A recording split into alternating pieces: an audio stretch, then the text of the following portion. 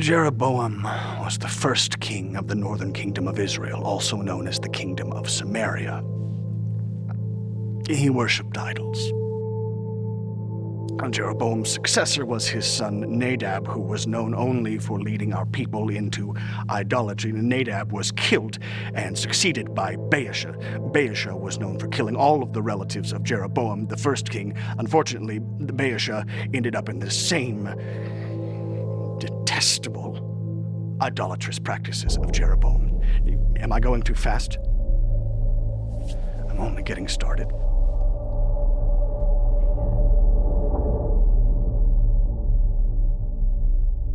All of the kings of Israel's northern kingdom led their people into worship of idols and false gods.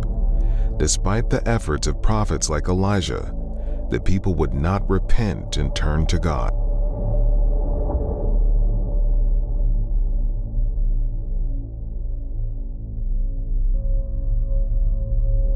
Where was I? Oh, Baasha.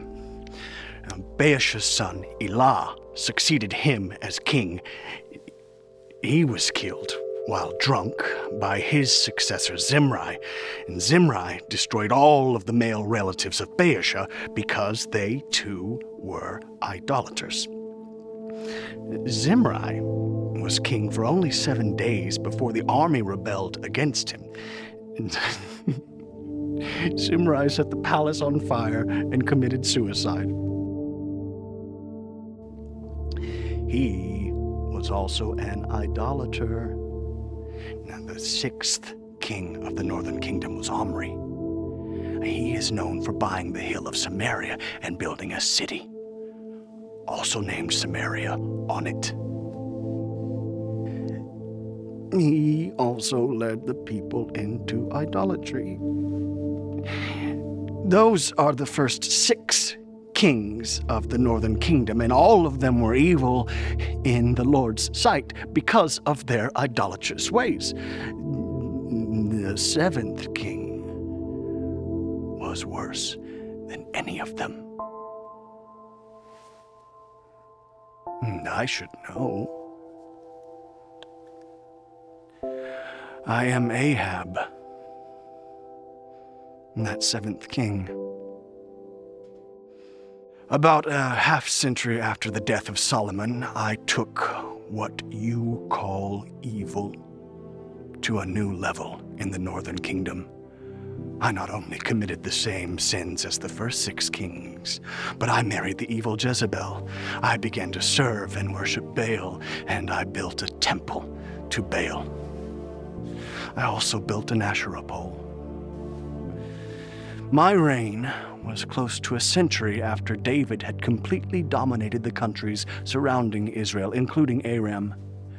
During the weakness of Israel since then, Aram had recovered in strength.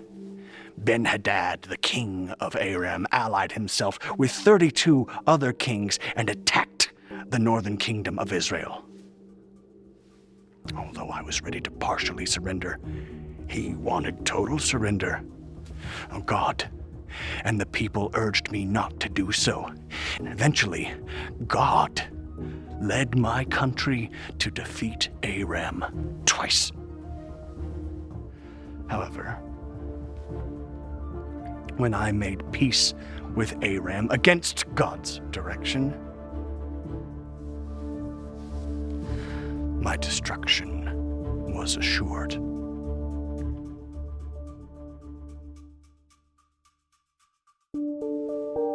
Three things. A maniacal king had been searching furiously for me in all the kingdoms and nations. His psychopath queen was killing the prophets of the Lord as fast as she could find them. And a servant of the Lord, who had been hiding 100 prophets in caves, giving them food and water, was stressed, hanging on a thread of his last nerve. It's good times. I may be the person most people think of when they think of the first prophet in the era of kings. I mean, Samuel and Nathan were prophets, great prophets. But I'm usually the choice for the classic Prophet Zero guy for people today. Maybe because I was with Jesus on the Mount of Transfiguration. Cool. Perhaps it is because the Lord endowed me with such power. Again, cool. Or because I'm one of the few people who never died. Very cool when you really think about it. The first time I'm referred to in the Bible was in the time of the aforementioned king, Ahab, when I announced a multi-year drought. This made me so unpopular that the Lord told me to go hide in the Kerith ravine east of the Jordan River a few miles. It was in the region of my hometown of Tishbe. I knew exactly where to hide.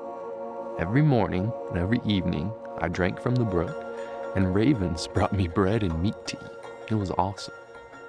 The brook eventually dried up due to the drought, so the Lord sent me north of the northern kingdom to Sidon. I met a widow and her son there, so very poor. They took their very last bit of flour and oil and fed me. Such a sacrifice. What an honor to God. Because of their kindness, the Lord moved, miraculously moved. Their jar of flour and their jug of oil remained full until the drought was over. It never ran out. What a miracle for her and for her neighbors to see. And then one day her son died. The Lord was gracious, both to her and to me. I brought the boy back to life. The Lord allowed me to bring the boy back to life. This gave me a good reputation, and it helped me understand the power of God. The words of the widow.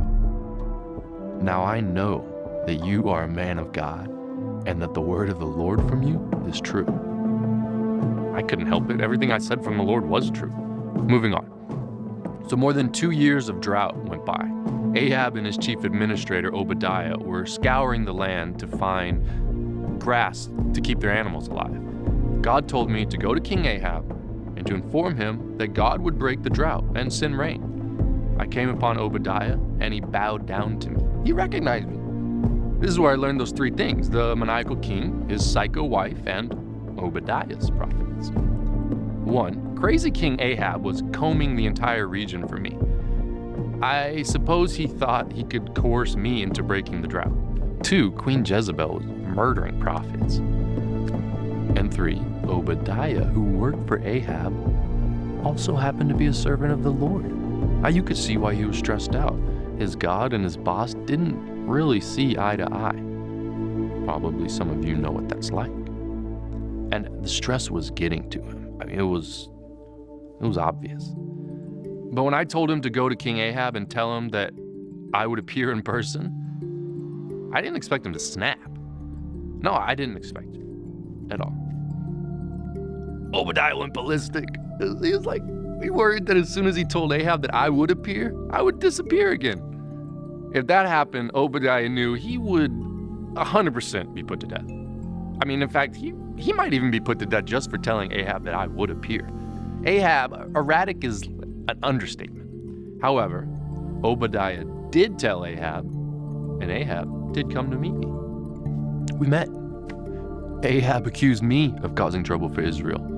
I accused him of the same thing. I told him that he had deeply troubled Israel by abandoning the Lord and leading the people into worshiping false gods. I commanded him to bring the people of Israel to Mount Carmel, along with Jezebel's 450 prophets of Baal and 400 prophets of Asherah.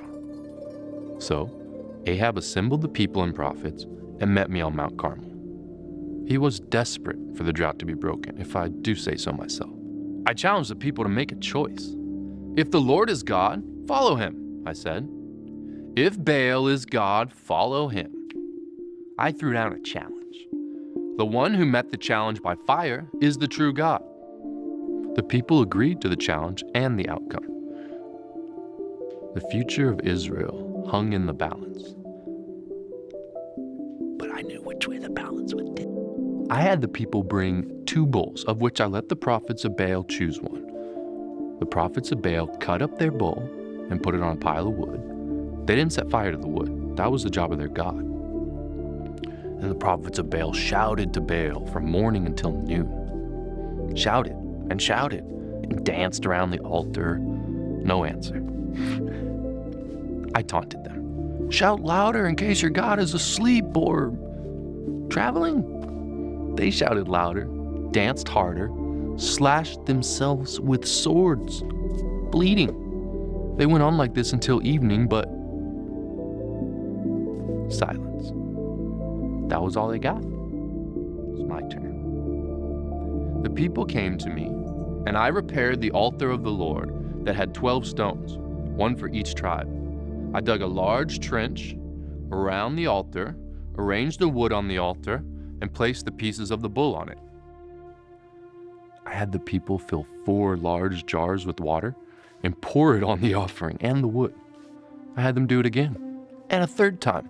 The wood was soaked. The trench was filled with water. Now at this point, you might not think the people were too engaged, but if so, you have forgotten that we were on top of a mountain, and there had been a drought for more than 2 years.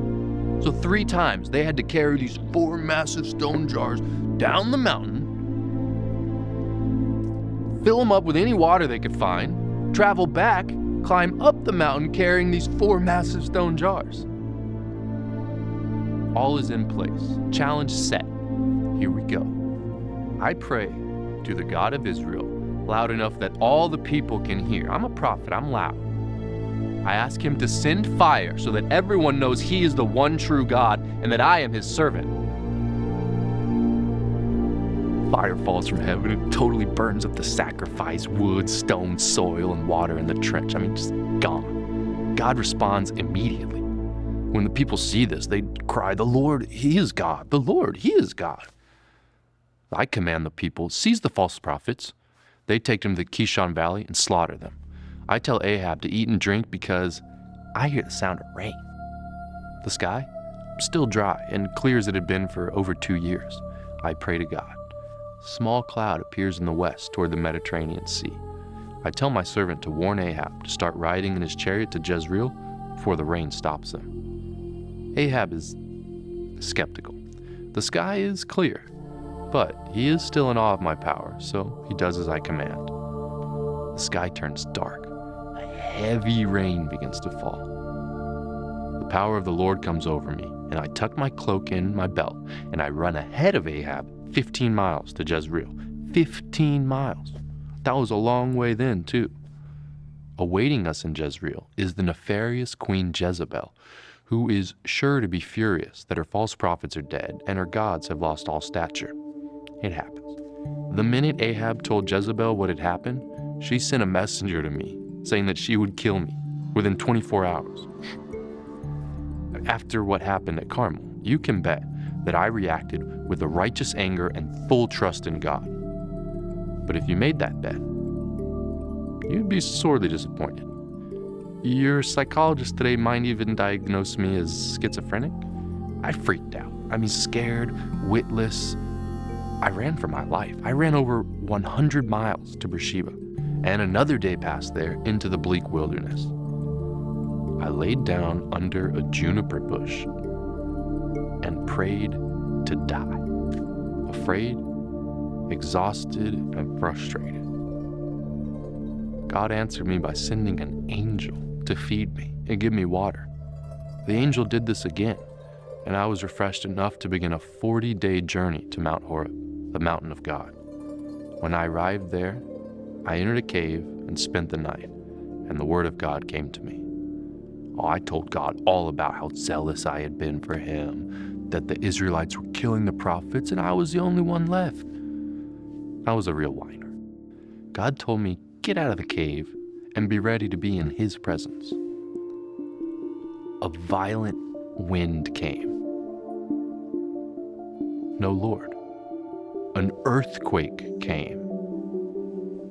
No, Lord. A fire came.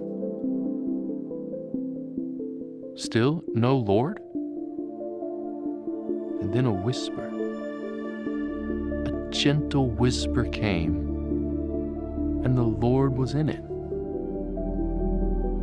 The Lord informed me that he had reserved 7,000 in Israel for himself, and that I was to anoint Jehu as the next king of Israel, and Elisha as my successor. So my life ended with 3 things. I anointed King Jehu. I trained Elisha and continued to be the most powerful prophet in Israel. And the third, at the end of my days, I didn't die a normal death. Instead, The Lord was gracious, and in truly unforgettable prophet style, he took me, Elijah, to heaven in a whirlwind. Elijah declared that because Queen Jezebel and I continued to do evil deeds and lead the people into idolatry, we would both be destroyed. The dogs would lick up her blood.